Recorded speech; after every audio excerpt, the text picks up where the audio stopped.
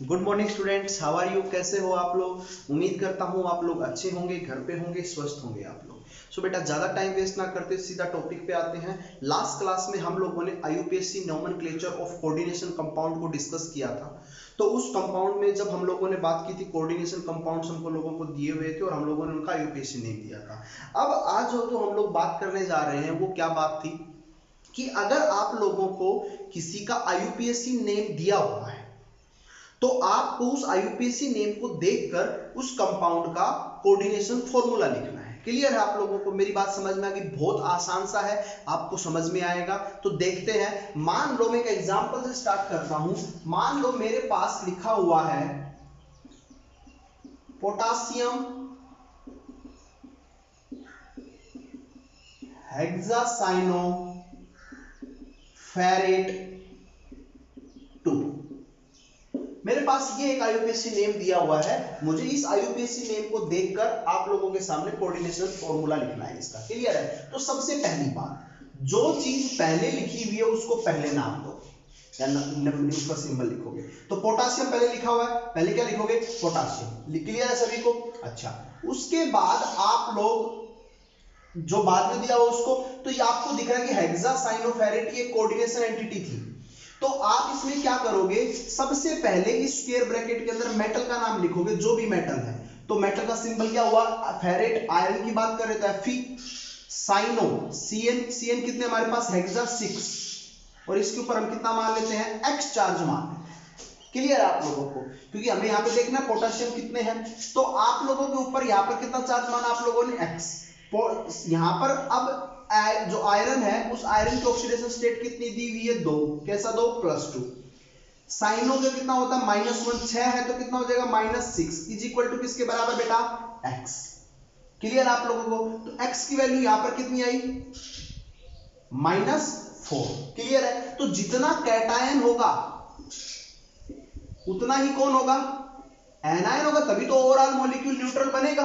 अरे मानते हो इस बात को? समझ में आई आप लोगों को बात? तो अब एनायन मींस माइनस का चार्ज है, तो एनायन हमारे पास कितना है? -4। तो कैटायन भी कितना होगा? बताइए बेटा। तो कैटायन भी कितना होगा? +4। तो यहां पर जो पोटेशियम है उसकी वैल्यू कितनी आ जाएगी? 4। तो अब हमारा केमिकल फॉर्मूला क्या बन गया? K4FeCN6। This is the chemical formula of given nomenclature. Clear आप लोगों को? चलो एक एग्जांपल और करते हैं। मैं लिखता हूं, यहां पर लिखते हैं amines, टेट्राअमीन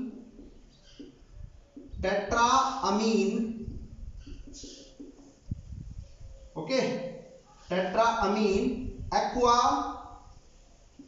क्लोरिडो cobalt 3 chloride.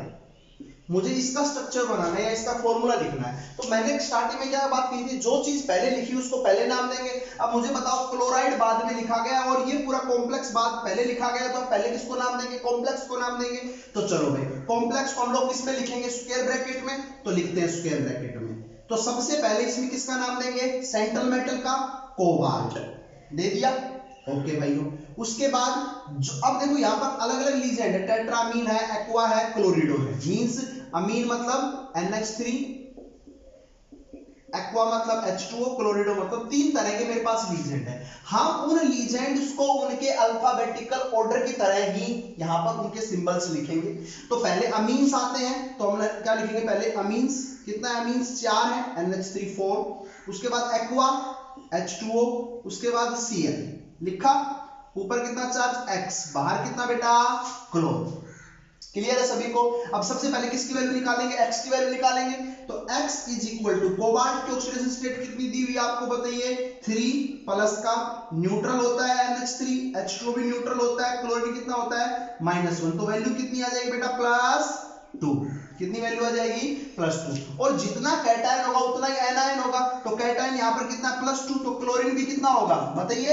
-2। Overall molecule तो कैसा रहेगा? न्यूट्रल। तो हम यहाँ पर इसको क्या लिखेंगे? Cl2। तो हमारा अभी स्ट्रक्चर क्या बन जाएगा? ये हमारा स्ट्रक्चर बन जाएगा CONH3 H2OCl और बाहर क्या? Cl2। क्लियर आप लोगों को? एक एग्जांपल और कर देते हैं, जरा देखिए। मेरे पास मान लो एक लिखा हुआ है डाइफ्लोरिडो या डाइक्लोरिडो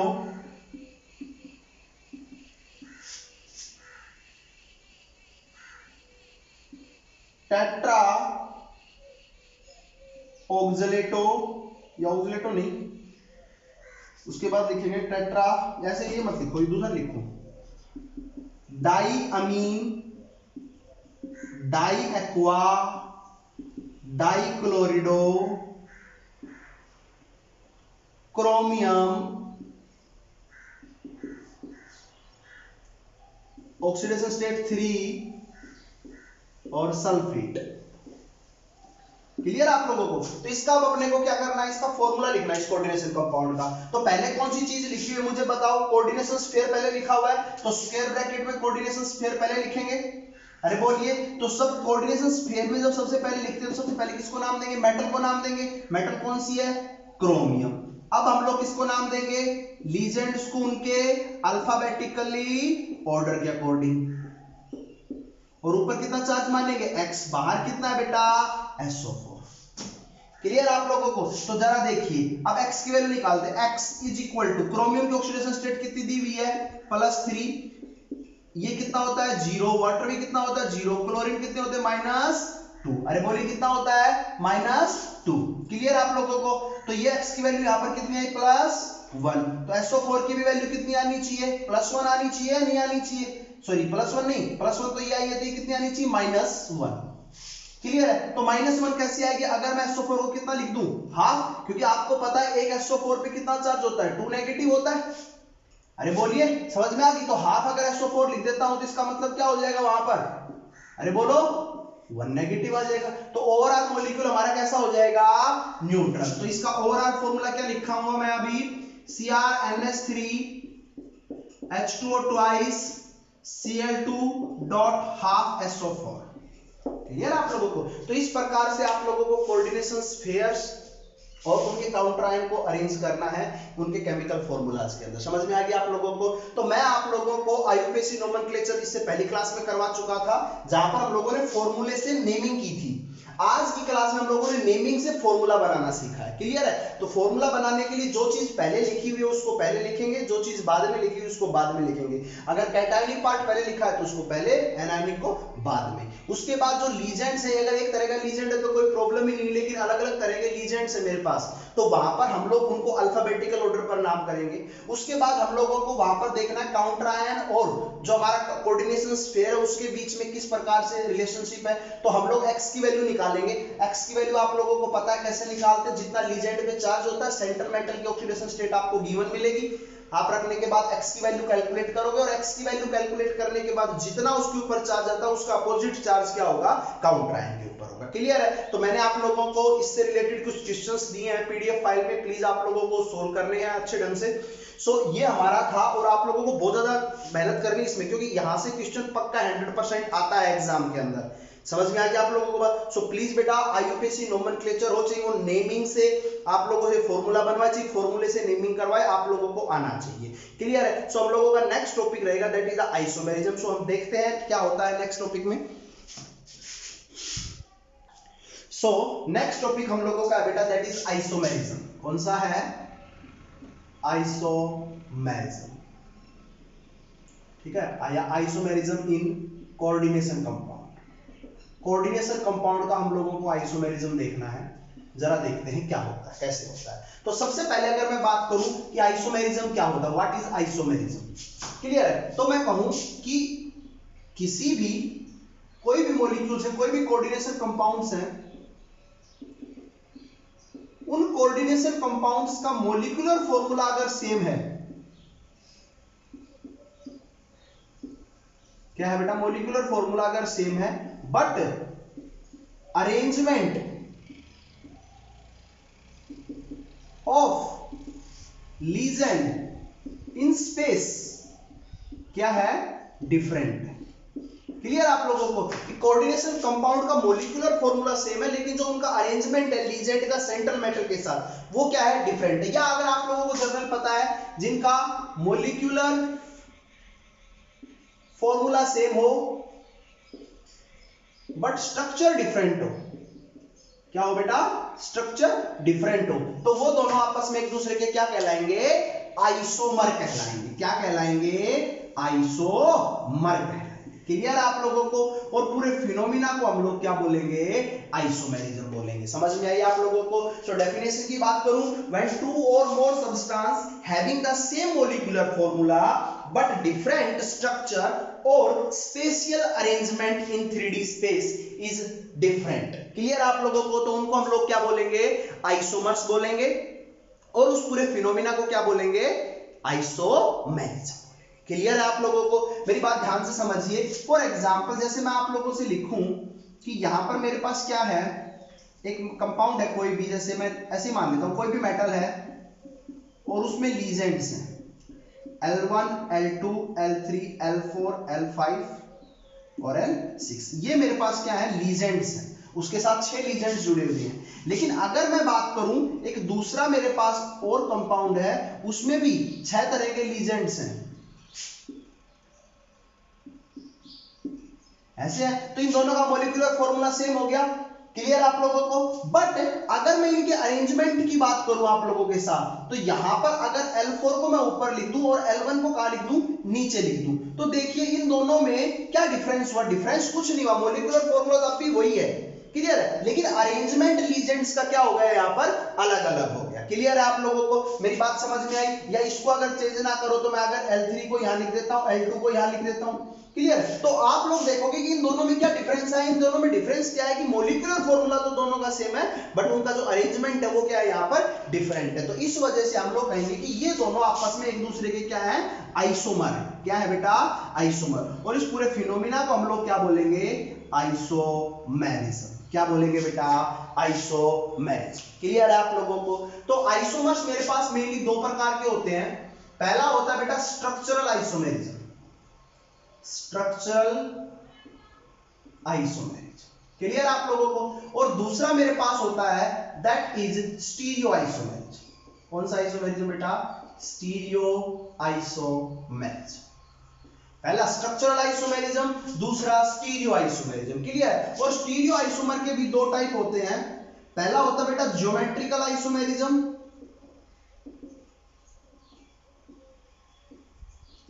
और दूसरा होता है बेटा optical isomerism. Optical isomerism. Clear आप लोगों को? तो इस प्रकार से आप लोगों के सामने मैंने रखा कि आइसोमेरिज्म मेनली कितने प्रकार के होते हैं? 2 प्रकार के होते हैं। एक होता है स्ट्रक्चरल आइसोमेरिज्म, दूसरा होता है स्टीरियो आइसोमेरिज्म। और स्टीरियो आइसोमेरिज्म भी 2 प्रकार के होते हैं। एक होता है ज्योमेट्रिकल आइसोमेरिज्म और दूसरा होता है ऑप्टिकल आइसोमेरिज्म। क्लियर आप लोगों को? समझ में आ गई? आज की क्लास में बेटा हम लोग बात करते हैं किसकी? स्ट्रक्चरल आइसोमेरिज्म की। किसकी बात करेंगे हम लोग? स्ट्रक्चरल आइसोमेरिज्म की। तो जरा देखते हैं स्ट्रक्चरल आइसोमेरिज्म को। सो स्ट्रक्चरल आइसोमेरिज्म भी मेरे पास बेटा अलग अलग प्रकार के होते हैं। पहला होता है बेटा मेरे पास यहां पर आयोनाइजेशन आइसोमेरिज्म। कौन सा? Ionisation isomerism. स्ट्रक्चरल आइसोमेरिज्म के टाइप है ये।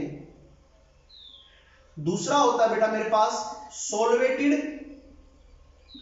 या हाइड्रेटेड आइसोमेरिज्म, हाइड्रेटेड आइसोमेरिज्म। तीसरा होता है बेटा मेरे पास लिंकेज आइसोमेरिज्म। क्लियर आप लोगों को? फोर्थ वन मेरे पास होता है that is the coordination isomerism. Coordination isomerism. बेटा ये टॉपिक, ये आइसोमेरिज्म, स्ट्रक्चरल आइसोमेरिज्म भी हमारे लिए बहुत ज्यादा इंपॉर्टेंट है। कई बार यहां से सीधी डेफिनेशन पूछी जाती है, what is structural isomerism, what is linkage isomerism, give an examples. कई बार आपको एग्जांपल्स दिए जाते हैं और पूछा जाता है कि इसमें किस तरह का आइसोमेरिज्म है। इसमें एक तीसरे तरह का क्वेश्चन और पूछा जाता है जो आयोनाइजेशन आइसोमेरिज्म से पूछा रिलेटेड है। हम बात करेंगे क्या पूछा जाएगा, क्वेश्चन को सोल्व करेंगे, उसको देखते हैं। तो सबसे पहली बात करूं बेटा आयोनाइजेशन आइसोमेरिज्म की। किसकी बात करता हूं? Ionisation isomerism. तो आयोनाइजेशन आइसोमेरिज्म की अगर मैं बात करूं कि ये 2 और मोर सब्सटेंस, 2 और more substance having same molecular formula, having same molecular formula, but there gives different ion in their aqueous solution. Their aqueous solution. Clear है? वो दो या दो से अधिक सब्सटेंस हैं जिनका मॉलिक्यूलर फॉर्मूला सेम है, लेकिन वो क्या करते हैं, जब हम उनको पानी में डिसॉल्व करते हैं, उनका एक्वस सॉल्यूशन बनाते हैं, तो वो दोनों डिफरेंट आयंस रिलीज करते हैं। क्लियर आप लोगों को? सो डिफरेंट आयन रिलीज करते हैं, तो इसका मतलब क्या हुआ कि वो दोनों आपस में कौन से टाइप के हैं बेटा? आयोनाइजेशन आइसोमेरिज्म है। क्लियर आप लोगों को? जरा देखते हैं एक एग्जांपल को लेकर। CO NH3 4 Cl2 SO4। Clear आप लोगों को? एक एग्जांपल और ले लेते हैं। CO NH3 4 ClSO4 और Cl। क्लियर आप लोगों को? अरे बोलिए, समझ में आई आप लोगों को ये बात? ठीक है, या इसको ये एग्जांपल ना मानो तो आप इसको Br2 मान लो, है ना, और यहां पर एक Br और यहां पर अपना एक Br। क्लियर आप लोगों को? समझ में आ गया? अब देखिए दोनों के अंदर क्या चीज है, CO भी है, NH3 भी है, क्लोरीन कितने हैं? 2 हैं, यहां पर भी 2 क्लोरीन है, ब्रोमीन कितने? यहां पर भी 2 ब्रोमीन है। तो दोनों का मॉलिक्यूलर फॉर्मूला सेम हुआ, लेकिन जब आप इसको डिसॉल्व करते हो वाटर के अंदर, तो ये कौन सा आयन रिलीज करेगा? Counter ion. और काउंटर आयन इसमें कौन सा बेटा? ब्रोमीन। तो ये कौन से आयंस बाहर निकालेगा? ब्रोमाइड आयंस बाहर निकालेगा when they are dissolve in water. Clear आप लोगों को? और अगर मैं इसकी बात करूं, तो अगर मैं इसको डिसॉल्व करता हूं वाटर के अंदर, तो ये क्लोराइड आयन और ब्रोमाइड आयन दोनों बाहर निकालेगा। अरे बोलिए, समझ में आई आप लोगों को बात? या इसकी अगर मैं बात कर लूं, तो Cl2 दोनों बाहर निकाल देता हूं, Br दोनों अंदर रख लेता हूं, तो ये अब कौन सा आयन बाहर निकालेगा बताइए? क्लोराइड आयन बाहर निकालेगा। मेरी बात समझ में आ गई आप लोगों को? मेरी बात समझ में आई कि यहां पर तो कौन से आयन रिलीज हो रहे थे? Bromide ion. काउंटर आयन यहां पर कौन है? क्लोरीन। तो यहां पर कौन से आयन रिलीज होंगे? क्लोरीन, क्लोराइड आयन रिलीज होंगे। अरे क्लियर है? तो इन दोनों के बीच में अगर मैं कोई रिलेशन पूछे, तो कौन सा रिलेशन होगा कि ये दोनों आपस में एक दूसरे के क्या है? Ionisation isomerism. क्लियर आप लोगों को? एक एग्जांपल और देखिए और बताइए मुझे क्या आपको समझ में आया या नहीं आया। CONH35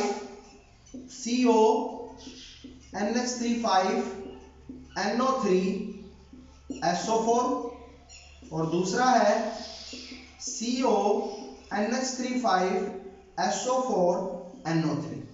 तो बताइए क्या इनके बीच में क्या रिलेशन है? तो अगर मैं इनकी बात करता हूं आप लोगों के साथ, तो देखिए कि जब हम इनको वाटर के अंदर डिसॉल्व करेंगे, तो ये कौन से? सल्फेट आयन बाहर निकालेगा, और ये कौन सा? नाइट्रेट आयन बाहर निकालेगा। तो दोनों ना मॉलिक्यूलर फॉर्मूला सेम है, लेकिन दोनों क्या कर रहे हैं? डिफरेंट तरह के आयंस दे रहे हैं इन एक्वस सॉल्यूशन। तो हम कह सकते हैं कि ये दोनों आपस में एक दूसरे के क्या है? Ionisation isomerism. क्लियर है? इन दोनों के बीच में क्या रिलेशन है? ये दूसरे के आयोनाइजेशन आइसोमेरिज्म। एक एग्जांपल और कर लेते हैं बेटा, जरा देखिए। CO NH34 OH twice SO4। Clear आप लोगों को? CO NH4 OH twice SO4। और दूसरा लिख लीजिए CO NH34 SO4 twice छोड़ना और OH2। इन दोनों के बीच में बताओ क्या रिलेशन है? दोनों का मॉलिक्यूलर फॉर्मूला सेम है। क्लियर आप लोगों को? लेकिन ये SO4 आयन मार देगा और ये कौन सी आयन मार देगा? OH नेगेटिव आयन मार देगा। तो इन दोनों के बीच में कौन सा रिलेशन होगा कि ये दोनों आपस में एक दूसरे के क्या है? आयोनाइजेशन आइसोमेरिज्म है। क्लियर है आप लोगों को? मेरी बात समझ में आई होगी, उम्मीद करता हूं आप लोगों को। ये हमारे पास आयोनाइजेशन आइसोमेरिज्म था। देखते हैं आगे की तरफ। नेक्स्ट हम लोगों के पास है that is the solvated and hydrated isomerism. इसके अंदर क्या होता है बेटा, जरा देखिए कि सोलवेटेड और हाइड्रेटेड आइसोमेरिज्म किसे कहते हैं? कि जहां पर मॉलिक्यूलर फॉर्मूला किन्हीं भी कंपाउंड्स का क्या हो? सेम हो, बट सोलवेटेड मॉलिक्यूल्स, या मैं सोलवेटेड को यहां पर H2O से रिलेटेड करूं, H2O मॉलिक्यूल्स यहां पर डिफरेंट हो in coordination sphere as a ligands, तो वो आपस में क्या कहलाएंगे हमारे पास? कोऑर्डिनेशन सोलवेटेड और हाइड्रेटेड आइसोमेरिज्म। जरा देखिए एग्जांपल से, ये समझ में आया? Compounds having same molecular formula but different in number of solvents molecule as ligands. Ligands में H2O मॉलिक्यूल्स क्या हो? डिफरेंट हो। देखते हैं, जरा इस बात को समझते हैं। बेटा मेरे पास एक एग्जांपल लिया मैंने, तो इस एग्जांपल और मैं अभी जो लिख रहा हूं इसको जरा देखिए।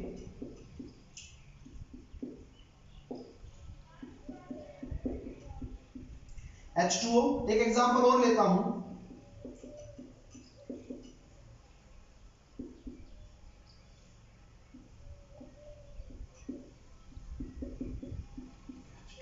अब जरा देखिए इसको, आप लोग इन तीनों एग्जांपल्स को देखिए, आपको तीनों एग्जांपल्स के अंदर मॉलिक्यूलर फॉर्मूला सेम नजर आ रहा होगा, लेकिन यहां पर H2O एज ए लीजेंड्स कितने मॉलिक्यूल थे? 2। यहां पर H2O एज ए लीजेंड्स कितने मॉलिक्यूल है? 1। यहां पर H2O molecule as a legend है ही नहीं। तो इसका मतलब क्या हुआ कि इन तीनों के अंदर H2O as a ligand, solvated molecule as a ligand different है, और तीनों का मॉलिक्यूलर फॉर्मूला सेम है। तो इस वजह से इनके बीच में जो रिलेशन होगा वो क्या रिलेशन होगा बेटा? कि सॉल्वेटेड या हाइड्रेटेड आइसोमेरिज्म। क्लियर है आप लोगों को? मेरी बात समझ में आ गई होगी, समझ में आई आप लोगों को? तो आप लोगों को सिर्फ H2O molecule as a legend यहां पर देखना है। तो अब इसके बनाते हैं, जरा देखिए बेटा क्या बन सकता है? CO NH3 Cl Br, और एक Br हम लोग बाहर रहने देते हैं, H2O भी बाहर चला जाएगा, कोऑर्डिनेशन नंबर इसका भी 6 रहेगा। अरे बोलिए, समझ में आई आप लोगों को बात? अरे क्लियर है या नहीं हुई बात? क्लियर है आप लोगों को? एक एग्जांपल और ले लेते हैं, CO NH3 Br2 Cl H2। तो अगर मैं इनकी आप लोगों से बात करूं तो देखिए जरा, यहां पर H2 मॉलिक्यूल कितना था? 1 था, सॉल्वेटेड मॉलिक्यूल। यहां पर H2 मॉलिक्यूल्स क्या था? 1 भी नहीं था। क्लियर है? तो इन दोनों के बीच में क्या रिलेशन होगा बताइए? हाइड्रेटेड आइसोमेरिज्म होंगे या सॉल्वेटेड आइसोमेरिज्म कहलाएगा? अरे बोलिए मेरे को। तीसरी अगर मैं बात करूं इसके और इसके बीच की बात करूं तो ये अब बताओ किस तरह का? देखो अगर ये हाइड्रोलाइज्ड होगा तो यहां पर ब्रोमीन कितना रहेगा? ब्रोमाइड आयन बाहर निकलेगा। और अगर मैं इसकी बात करूं तो यहां पर पानी एक्वस सॉल्यूशन के अंदर क्लोरीन नेगेटिव क्लोराइड आयन बाहर निकलेगा। तो इन दोनों के बीच में क्या रिलेशन होगा बताइए बेटा? ये आपस में एक दूसरे के आयोनाइजेशन आइसोमर्स भी कहलाएंगे। क्या कहलाएंगे? Ionisation isomers. क्लियर है? अच्छा, दूसरी सबसे इंपॉर्टेंट बात जो मैं बताने जा रहा हूं, ध्यान रखना। कई बार बच्चे क्या करते हैं, यहां पर ओनली लीजेंड के अंदर H2O मॉलिक्यूल्स चेक करते हैं। क्लियर आप लोगों को? मेरी बात समझ में? बेटा आप लोग लीजेंड में भी चेक कर सकते हो, ऐसा जरूरी नहीं है कि आप लोगों के लिए कोई शर्त है कि आप लीजेंड में चेक करो। आप लोग बाहर काउंटर आयन में भी H2O मॉलिक्यूल्स को चेक करते हो। देखिए जरा, यहां पर क्या था? अपने पास एक भी H2O मॉलिक्यूल नहीं था। यहां पर कितना? एक H2O मॉलिक्यूल है। यहां पर कितना? एक H2O मॉलिक्यूल है। तो अब दोनों के अंदर अगर एक H2O मॉलिक्यूल है तो इसका मतलब तो ये दोनों तो आपस में हाइड्रेटेड आइसोमेरिज्म होने नहीं चाहिए, दोनों तो सेम है। लेकिन यहां पर क्या है? क्लोरीन 2 थे, यहां पर क्लोरीन कितना है? 1 क्लोरीन है। समझ में आ गया आप लोगों को? तो इस वजह से ये दोनों आपस में क्या कहलाए थे? हाइड्रेटेड आइसोमेरिज्म भी कहलाए थे। सिमिलरली यहां पर ब्रोमाइड आयन था, यहां पर क्लोराइड आयन था, तो ये दोनों भी आपस में H2O मॉलिक्यूल सेम है लेकिन कंपाउंड तो अलग अलग हो गए। तो इस वजह से हम लोग बात करते हैं कि ये भी हमारे पास क्या कहलाएगा? Hydrated isomerism. और साथ में आयोनाइजेशन तो है ही। क्लियर आप लोगों को? तो आप लोगों को ओनली H2O मॉलिक्यूल्स की यहां पर क्या करनी है बेटा? क्या करनी है? देखना है कि कितने नंबर बाहर है, कितने नंबर स्क्वायर ब्रैकेट के अंदर लिखे हुए हैं। तो चेंज करने के बाद आप लोग जितने भी आगे एग्जांपल्स दोगे वो सारे किसके कहलाएंगे? हाइड्रेटेड आइसोमेरिज्म के एग्जांपल्स कहलाएंगे। क्लियर आप लोगों को? नेक्स्ट देखते हैं बेटा लिंकेज आइसोमेरिज्म। कौन सा आइसोमेरिज्म? Linkage isomerism. जरा देखिए लिंकेज आइसोमेरिज्म। ओके बेटा, सो नेक्स्ट हम लोगों के पास है that is the linkage isomerism. तो लिंकेज आइसोमेरिज्म को जरा देखिए क्या होता है बेटा। इस प्रकार के जो आइसोमेरिज्म मिलते हैं हमें उन कोऑर्डिनेशन कंपाउंड्स में मिलते हैं जहां पर कोई भी लीजेंड जो है वो कैसे नेचर का होगा? एम्बिडेंडेंट। कोई भी अगर लीजेंड है वो कैसे नेचर का होगा? एम्बिडेंडेंट नेचर का होगा। तो हम लोग वहां पर कहेंगे कि किसके चांसेस है? लिंकेज आइसोमेरिज्म के। देखिए जरा समझिए इस बात को। मान लो मेरे पास एक एग्जांपल है CO NH3 NO2 2 पॉजिटिव। ये मेरे पास एक एग्जांपल है। क्लियर आप लोगों को? तो अगर मैं इसकी बात करूं तो यहां पर अगर इसका स्ट्रक्चर आप लोग देखते हो, अभी हालांकि हमने स्ट्रक्चर्स की बात नहीं की है लेकिन कोऑर्डिनेशन नंबर अच्छा है तो आपको पता जनरली ऑक्टाहेड्रल ही बनेगा। तो NH3 और यहां पर NO2। तो यहां पर जो कोऑर्डिनेट बॉन्ड बना रहा है CO के साथ वो कौन बना रहा है? नाइट्रोजन बना रहा है। अरे कौन बना रहा है भाई? नाइट्रोजन बना रहा है। और आपको पता है NO2 जो है एक एम्बिडेंडेंट लीजेंड है, और एम्बिडेंडेंट लीजेंड है तो इसका मतलब NO2 आप लोगों के साथ ONO में भी तो एग्जिस्ट करता है। आपको पता थे ना एम्बिडेंट लीजेंड्स क्या होते हैं? एम्बिडेंट लीजेंड्स वो होते हैं जो क्या करते हैं? जिनके पास 2 डोनर एटम प्रेजेंट होते हैं but at A same time only 1 donor atom वहां पर पार्टिसिपेट करेगा। तो यहां पर अब पार्टिसिपेट कौन कर रहा है? नाइट्रोजन। लेकिन अगर मैं इसको ऐसे लिख लूं NH3 like this और इसको मैं लिख लूं ONO। तो अब यहाँ पर जो कोऑर्डिनेट बॉन्ड बना रहा है CO के साथ वो कौन बना रहा है, ऑक्सीजन बना रहा है, तो दोनों का मॉलिक्यूलर फॉर्मूला तो सेम है, बट जो अटैचमेंट है, क्लियर आप लोगों को, जो लिंकेज है वो लिंकेज यहाँ पर क्या होगी, डिफरेंट होगी। तो इस वजह से हम दोनों को कहेंगे कि ये दोनों आपस में एक दूसरे किसके एग्जांपल्स होंगे, लिंकेज आइसोमेरिज्म के। क्लियर, एक एग्जांपल और ले लेते हैं हम लोग, यहाँ पर ले लेते हैं HCN। तो हम कोऑर्डिनेट कौन बना रहा है S, लेकिन अगर मैं इसको यहाँ पर क्या लिख देता, NCS भी तो लिख सकता हूँ। तो ये दोनों आपस में क्या बनाएंगे, यहाँ पर बताइए बेटा, जरा बताइए मुझे, कौन बनाएंगे ये अपने पास में क्या बनाएंगे, लिंकेज अलग अलग बनाएंगे, और लिंकेज अलग अलग होने की वजह से क्या कहलाएंगे, लिंकेज आइसोमेर। समझ में आ गया आपस में, और पूरा फिनोमिना क्या कहलाएगा, लिंकेज आइसोमेरिज्म। ये आपस में लिंकेज आइसोमर और ये पूरा फिनोमिना लिंकेज आइसोमेरिज्म कहलाएगा। समझ में, उम्मीद करता हूं आप लोगों को समझ में आया होगा। लास्ट देख लीजिए बेटा, कोऑर्डिनेशन आइसोमेरिज्म। तो जरा देखते हैं कोऑर्डिनेशन आइसोमेरिज्म को ये क्या होता है। सो नेक्स्ट हम लोगों के पास है that is the coordination isomerism. कौन सा आइसोमेरिज्म है बेटा, कोऑर्डिनेशन आइसोमेरिज्म। अब ये कोऑर्डिनेशन जो आइसोमेरिज्म होता है, ये मेनली हम लोगों को उन कोऑर्डिनेशन कंपाउंड्स में देखने को मिलता है जहां पर कैटायनिक और एनायनिक पार्ट दोनों ही कोऑर्डिनेशन स्फीयर रखते हो। क्लियर है, मतलब कैटायनिक पार्ट और एनायनिक पार्ट दोनों ही क्या रहेंगे, कोऑर्डिनेशन स्फीयर के अंदर रहेंगे।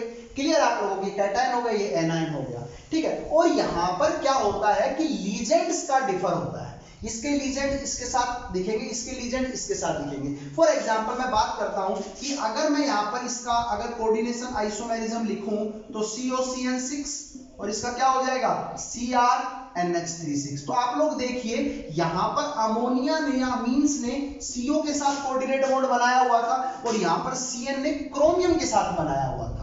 लेकिन अगर मैं इसकी बात करूं तो अब CN ने, आप लोग देखोगे कि CO के साथ कोऑर्डिनेट बॉन्ड बनाया हुआ है। अगर मैं इन दोनों की बात करूं आप लोगों से, तो इनका मॉलिक्यूलर फॉर्मूला देखो, यहां पर भी और यहां पर भी सेम है। क्लियर, लेकिन जो लीजेंड्स की अटैचमेंट है सेंट्रल मेटल के साथ वो क्या हो जाती है, यहां पर डिफरेंट हो जाती है। तो इस केस के अंदर हम लोग किसका नाम देंगे, कोऑर्डिनेशन आइसोमेरिज्म का नाम देंगे। मेरे पास एक एग्जांपल और है, जरा देखिए, CONH36 और CO2O4 थ्राइस। तो आप लोग, सॉरी CO नहीं Cr, तो जरा देखिए इस बात को, तो CO अगर मैं लिख दूं C2O4 थ्राइस एंड CrNH36, तो आप लोग देखोगे कि इनके बीच में क्या रिलेशन है, कि ये दोनों आपस में एक दूसरे की क्या है बेटा, बताइए, कोऑर्डिनेशन आइसोमर। क्या है, कोऑर्डिनेशन आइसोमर। और पूरा फिनोमिना क्या कहलाएगा, कोऑर्डिनेशन आइसोमेरिज्म। दोनों का मॉलिक्यूलर फॉर्मूला सेम है, बट जो अरेंजमेंट है लीजेंड्स का सेंट्रल मेटल के साथ वो क्या रहेगा, यहाँ पर डिफरेंट रहेगा। तो इस वजह से हम लोग इनको क्या बोलेंगे कि ये क्या है हमारे पास, कोऑर्डिनेशन आइसोमेरिज्म। क्लियर आप लोगों को, मेरी बात समझ में आई। तो एक क्वेश्चन अगर मैं आप लोगों से पूछूं तो बताना जरा मुझे, CONH35Cl Br2 CONH35Br और इसको Cl2 लिख लेते हैं ना, सही रहेगा, 4 Cl2 Br2 Cl2 बार।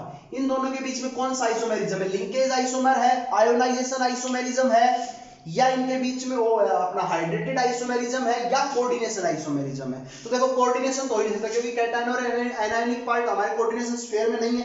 क्लियर है, लिंकेज हो नहीं सकता क्योंकि कोई एम्बिडेंटेड लीजेंड नहीं है, हाइड्रेट हो नहीं सकता क्योंकि H2 मॉलिक्यूल्स नहीं है, तो बचा कौन सा, आयोनाइजेशन आइसोमेरिज्म है। ठीक है, लेकिन अगर मैं इसको ऐसे लिख देता NCS और SCN, अब बताइए तो ये किसका एग्जांपल कहलाएगा, लिंकेज आइसोमेरिज्म का। किसका एग्जांपल्स कहलाएंगे, लिंकेज आइसोमेरिज्म के। क्लियर आप लोगों को, इसमें एक छोटा सा क्वेश्चन है, वो क्वेश्चन हम लोग देख लेंगे। आपको बताता हूं कि ये क्वेश्चन ये है इस प्रकार से, जरा देख लीजिए इसको। क्वेश्चन ये है कि CONH35 या 4 लिख लेते हैं, 4 Cl2 और SO4, यहां पर SO4 यहां पर Cl2। मुझे कंफर्म करो कि ये एक तरह का आयोनाइजेशन आइसोमर है। मैं बता रहा हूं ये आयोनाइजेशन आइसोमर है, लेकिन हाउ विल यू कंफर्म, आप इसको कंफर्म कैसे करोगे। सो आप लोगों को मुझे बताना है कि ये आपका आयोनाइजेशन आइसोमेरिज्म है। ये आपके लिए आज का क्वेश्चन है। नेक्स्ट क्लास में हम लोग इस क्वेश्चन का सॉल्यूशन देखेंगे। तब तक आप लोग इस क्वेश्चन को ढूंढिए और इसका सॉल्यूशन देखिए। क्लियर आप लोगों को। So okay, thank you, have a nice day.